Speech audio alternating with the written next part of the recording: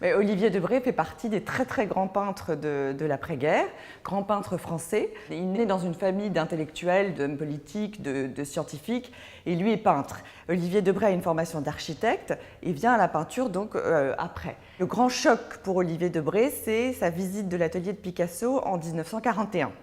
Donc il visite l'atelier de Picasso et là, c'est le moment où il passe d'une peinture figurative à l'abstraction.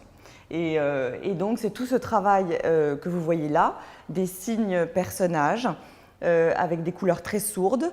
Et donc on a un personnage extrêmement abstrait qui est signifié ici.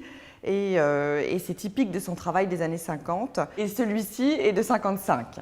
C'est une œuvre qui reste dans le même esprit que les signes personnages, toujours une palette très sourde. Et puis je vais vous emmener voir le moment où Debré vraiment sort de sa chrysalide. Là, on est en plein dans le grand Debré, la libération totale de la couleur. C'est une matière très différente, vous voyez, c'est devenu beaucoup plus fluide, avec uniquement quelques magmas pour créer une tension dans la toile. Et là, on est vraiment dans l'apothéose de Debré. Debré, c'est le grand peintre du color field européen. C'est le Rothko européen, c'est la libération de la couleur dans ses grands aplats, dans ses grandes étendues. Et il se définissait lui-même comme une abstraction fervente et comme un impressionniste moderne, c'est-à-dire qu'il peignait toujours à l'extérieur. Son sujet de prédilection, c'est la nature, c'est l'eau, c'est l'extérieur.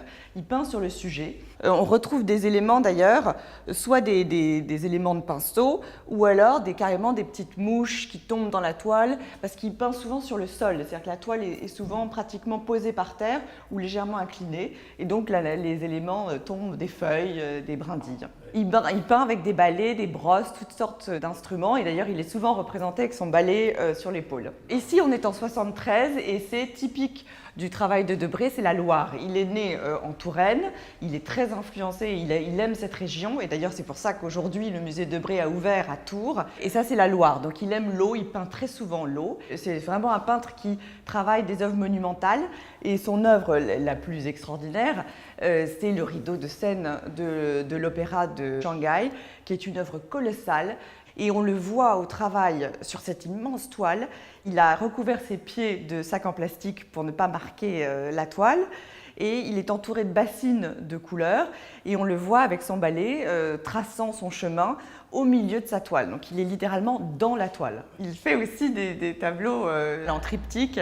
Et très amusant comme ça, cette façon de présenter en triptyque. Celui-ci s'appelle Sidi Bou Saïd.